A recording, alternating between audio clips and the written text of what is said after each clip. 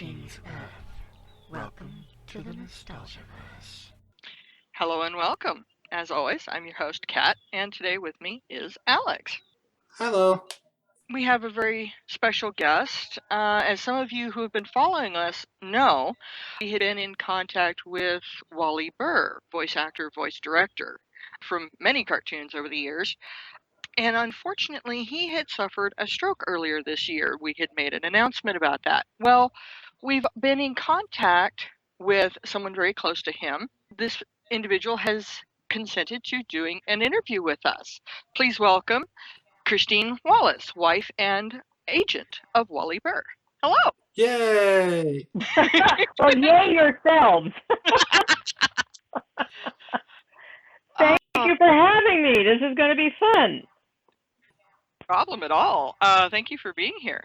So tell us a little bit about yourself and how you and Wally met and how all of this got started for you. Well, it all got started in 1986 when I went to work for one of the top talent agents in the business. His name was Charles Stern, and he only represented celebrities predominantly for voiceovers, but also for on camera a little bit and commercials. Well, Mr. Stern, who was probably the best boss I ever had in my life, hired me to be a secretary, nothing more. And it turned out that he was spending a lot of time on the road and leaving me completely alone in the office almost from the beginning of my tenure there. And when it turned out that somebody had to record the clients in the booth in the office, I started doing it myself. I had the clients teach me. Are we getting interference here? No, we're good. Oh, you're good? Okay, sorry.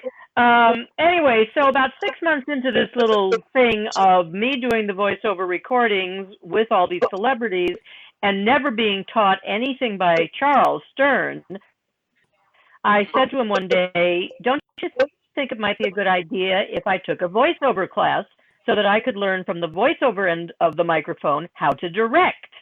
Because I had been taught by the clients how to run the equipment. In those days, it was reel-to-reel recording. Right. So he went into his office, came out with a flyer for Wally Burr's voiceover class. He said, I'll get you into it. I'll get you into an audit of the class.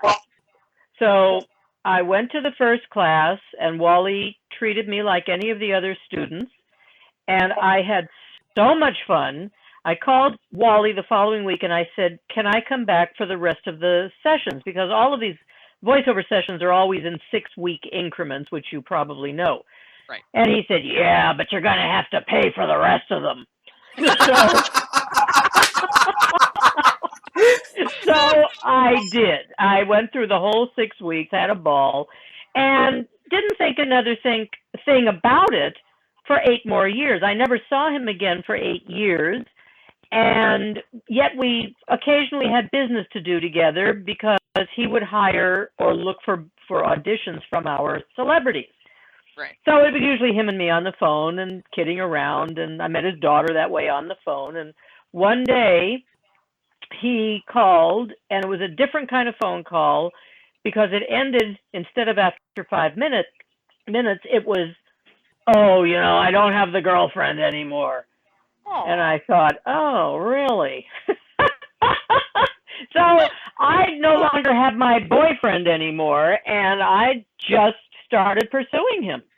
And he let me pursue him. We started dating, and that was 1993, at which point I was switching from the Charles Stern agency to a big, big agency, which at the time was called Gold Marshak.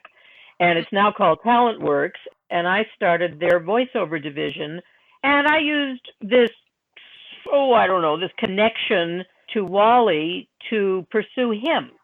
I needed advice. How do I get this new job? What do? I acted like the dumb little girl, and he went along with that too, and the rest is history. We got married in 1998.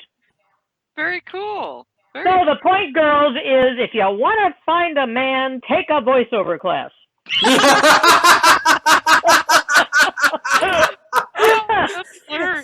But be very careful who you take that class class from. So anyway, that's how we got together, and the rest is history, obviously. Yeah, that's very cool. What all do you know about Wally's career, the things that he's done over the years? I know he was the voice director for the original Transformers cartoon and G.I. Joe. Correct. And he was voice director for Conan the Adventurer, which used the voice actors up in Vancouver. Right.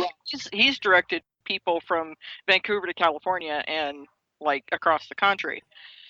Well, it's called Phone Patch. In the old days, it was Phone Patch, and Wally was one of the first, I think, to do that particular type of thing with Gem. I think it was Gem. Mm-hmm. Yeah, I think all the actors for Gem were up in Canada. And the producers did not want to hire Wally unless he would go to Canada. He said, I don't want to go up there right now. Let me do it by Phone Patch. So he set up a little extra studio within his studios and recorded the whole thing that way. Now, if I'm incorrect, if it wasn't Gem, it was another show that had predominantly females in it doing little girls. I don't think. I may be misleading you. It might be. Was there a My Little Pony? Yes. Yep. Did he do that? Everything from Sambao he did. Yep. Yeah, it might have been that. I don't know. It was one of those. It was one of those that he sat in this little booth and did all on the phone. Yeah. So you're going to get these kind of answers from me where I've heard these stories so many times, they all kind of blend together for me. And I can understand why that would be. But Wally started in Chicago. When he got out of the Army in 1945, he went to Northwestern, studied communications and theater arts, I guess, and went to work for a radio station in Chicago as a DJ. From there, somehow or other, he wound up working for Leo Burnett, which was and is one of the biggest ad agencies in the world. Oh, yeah. And he started directing Kellogg's commercials and Charlie the Tuna and things like that for Leo Burnett in Chicago. Oh, and then he transferred to Los Angeles in the late 50s, went to work for Hanna-Barbera, and for a long time was handling their commercial division. I didn't even know until I met Wally that Hanna-Barbera had a commercial division, but they did. And he worked on those spots, a lot of things, a lot of things, and started working his way into animation direction. He did some Yogi the Bear and Smurfs and things like that. Right. It's all on his credit list.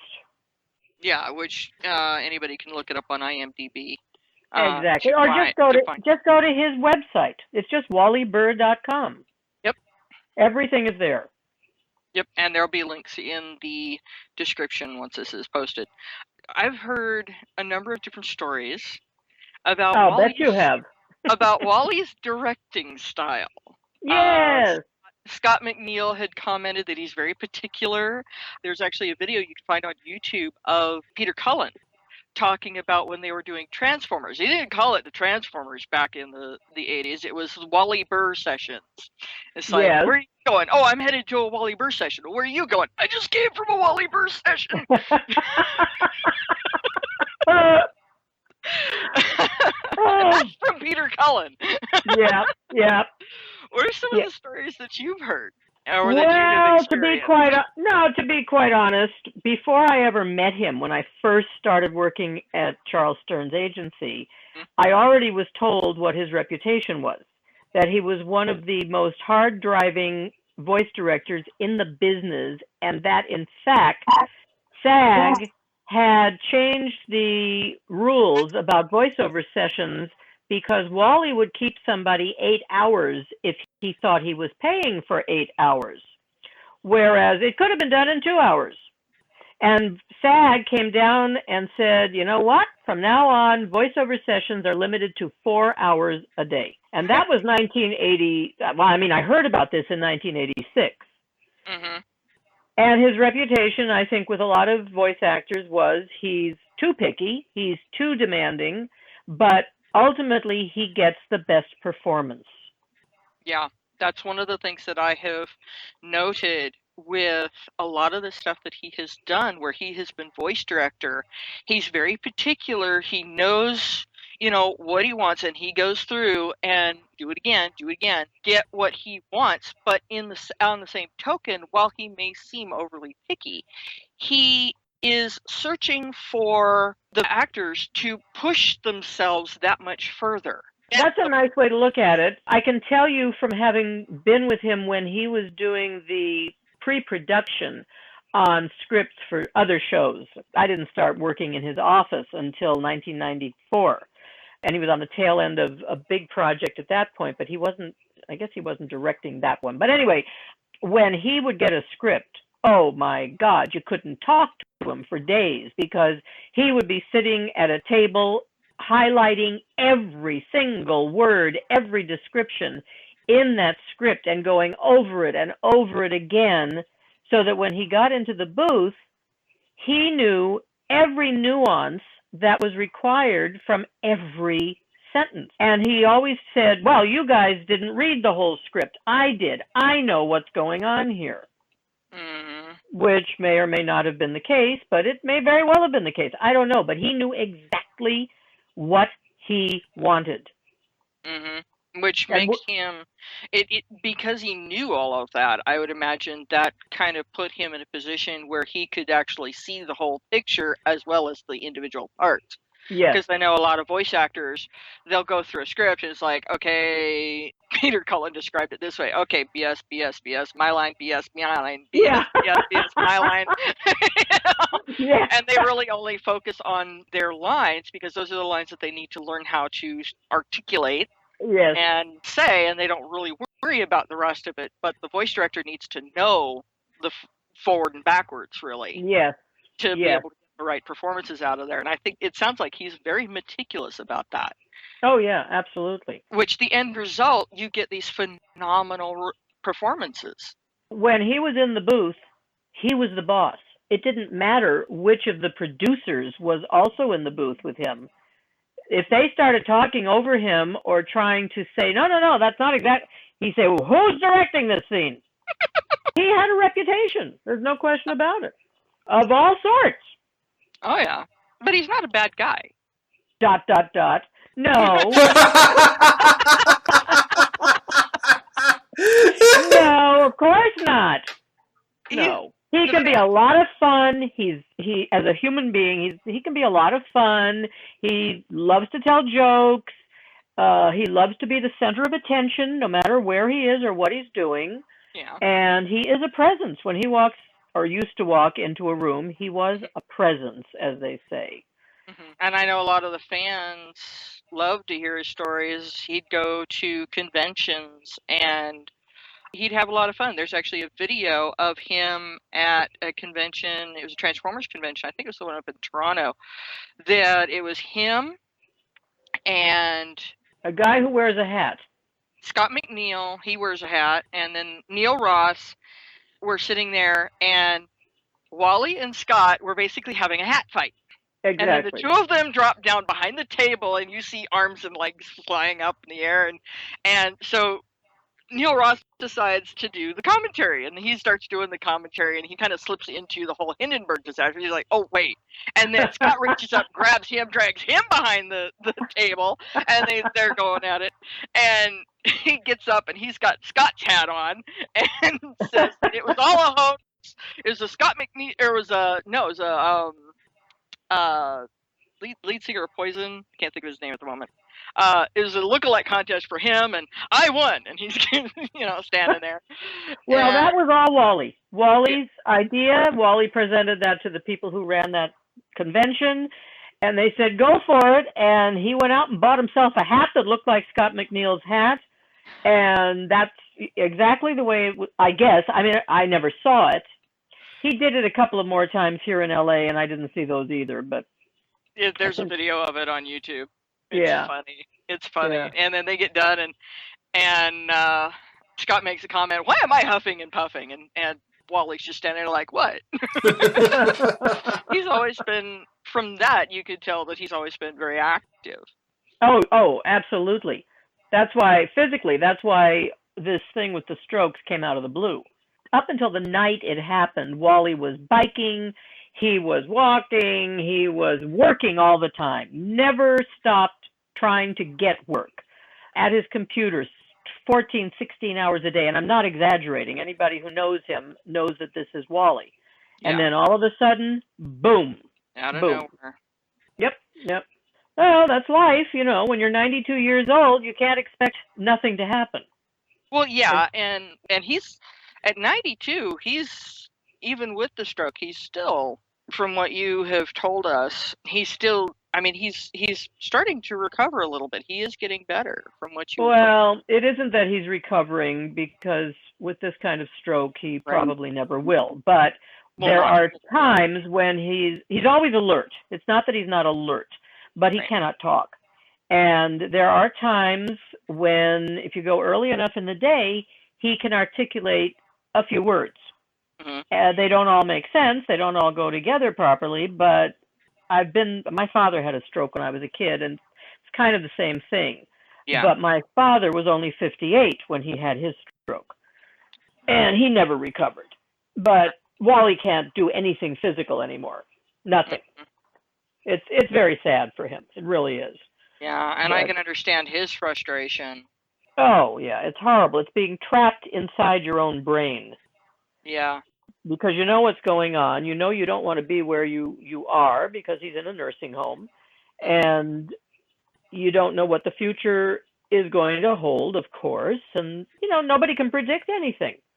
No. Nobody can predict a thing, except that he will not recover. He may be like this for a long time. But I will tell you one thing, for any fans who are listening.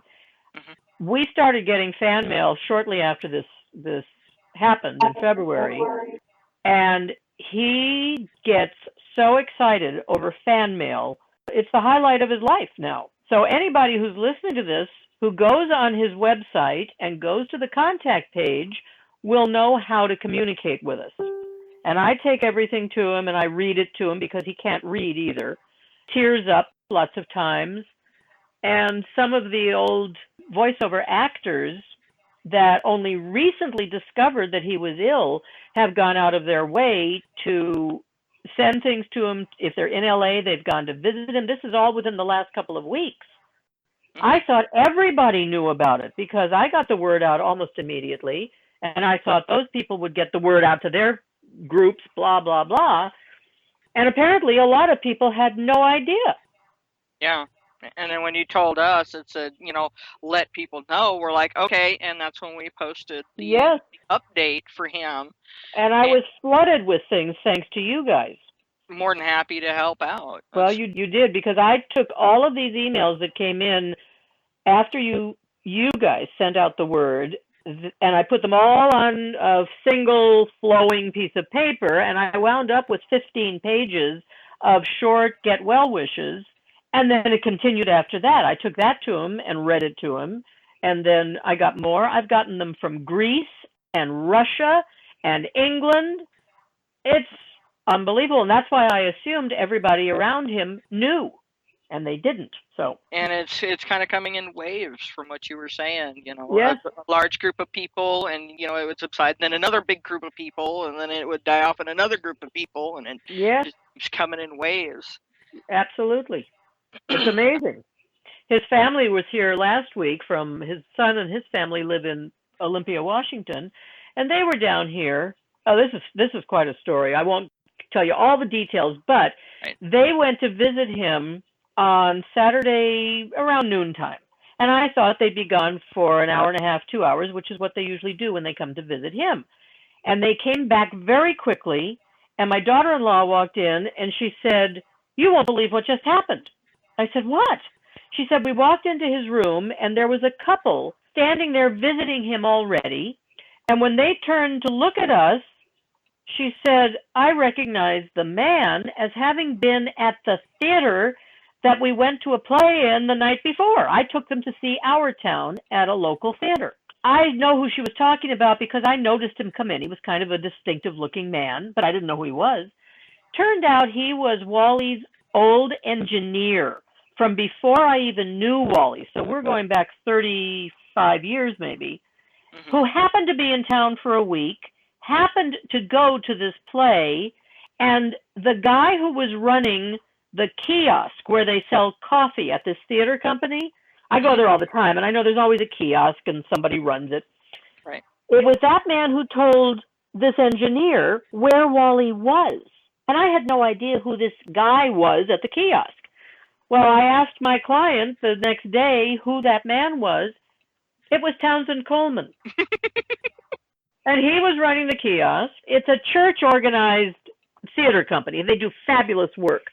And it's on the grounds of the First Presbyterian Church in Hollywood. Mm-hmm. Anyway, I don't know I don't know Townsend Coleman from a hole in the ground. I know his name. And when I went to his IMDb page and looked at all his credits going way down his page, and I found all the things he did with Wally, that's how things circulated. Mm-hmm. The engineer had no idea coming down here that Wally was sick. They had lost touch years ago. And he and his wife went to visit. That's very cool. Yeah. That's very cool. Yep. So there have been other people, but that was really remarkable. Talk about a coincidence. Yeah, it's like, whoa, okay, hi. Yeah, and if the family had gone a half hour later, they wouldn't have seen him. None of this would have come out, because Wally can't tell us this. He can't explain any of this. No. So anyway, that's just a sort of a weird little thing that happened recently. That's funny. I can tell you a Ron Howard story about Wally. Oh. Do you know the story? This ought to be good. When Ron Howard was little Ronnie Howard, he was a child actor, but already well known, probably from the Andy Griffith Show at this juncture. He came in to do a Kellogg's cereal commercial that Wally was directing. And it had something to do with Ron being on the bed, and he wakes up, and I suppose all the little Kellogg's characters were going to be running around his face or whatever.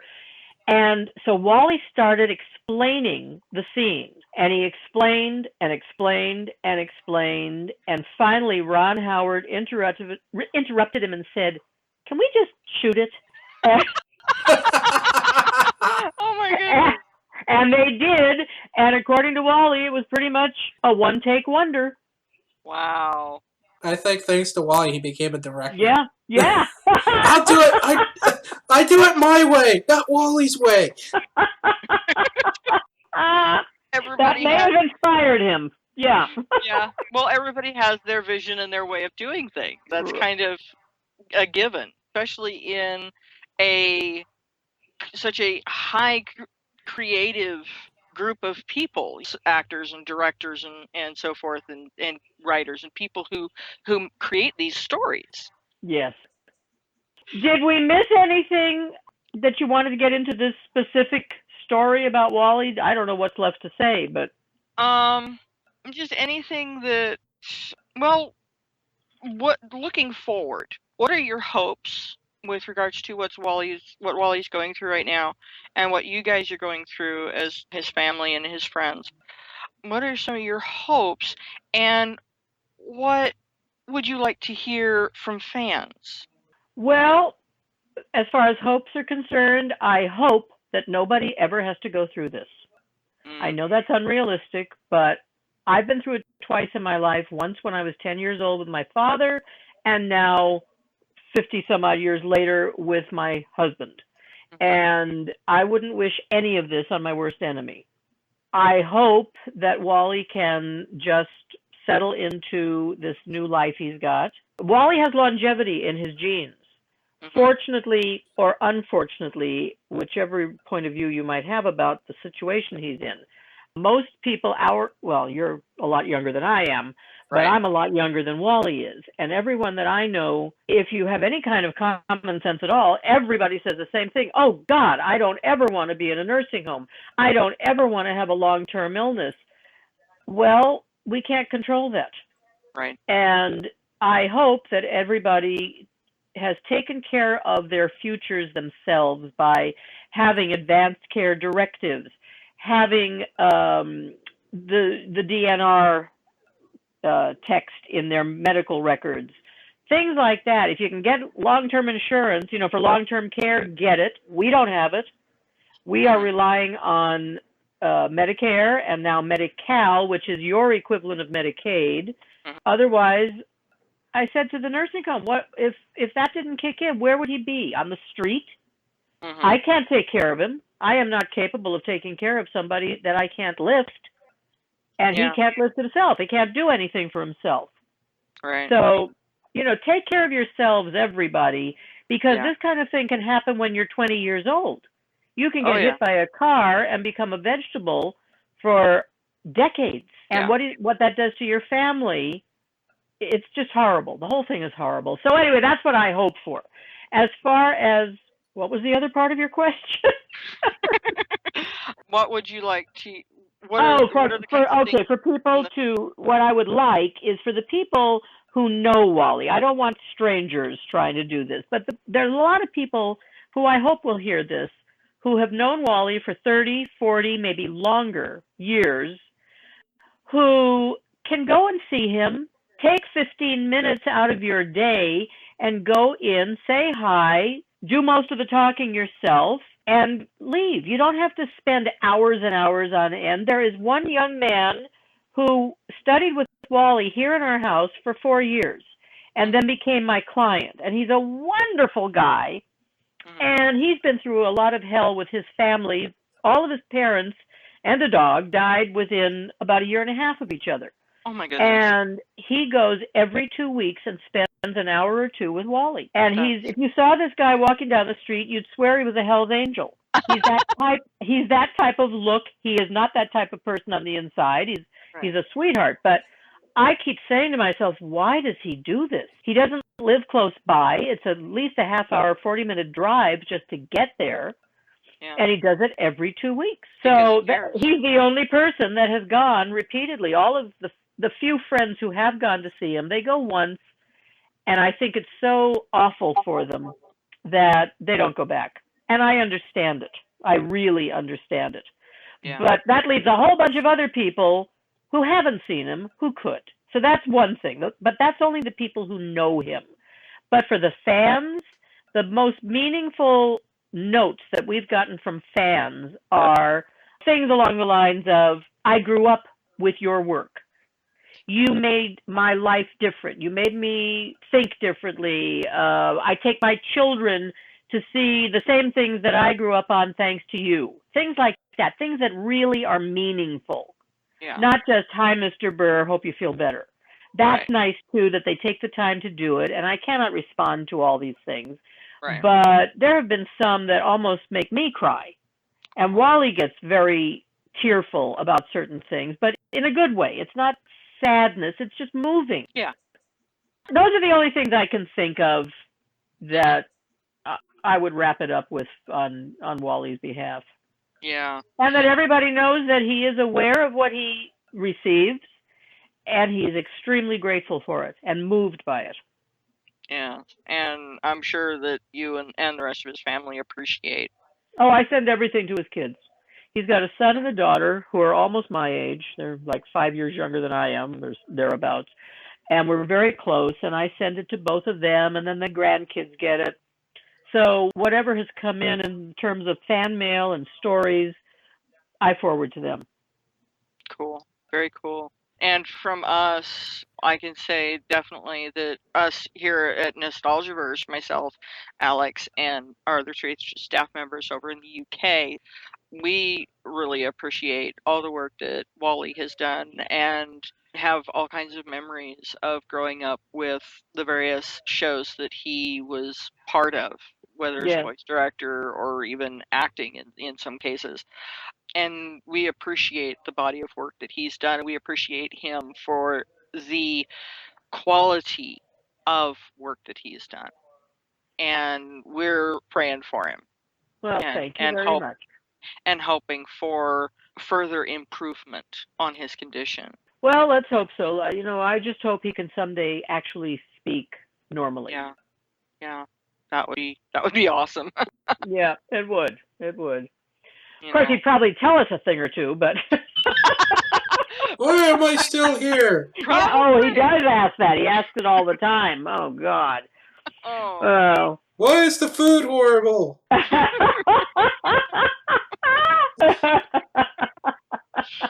Oh. Oh, that's funny. And to everybody listening, thank you so very much for tuning in. And until next time. Thank you, guys. Good night. Night.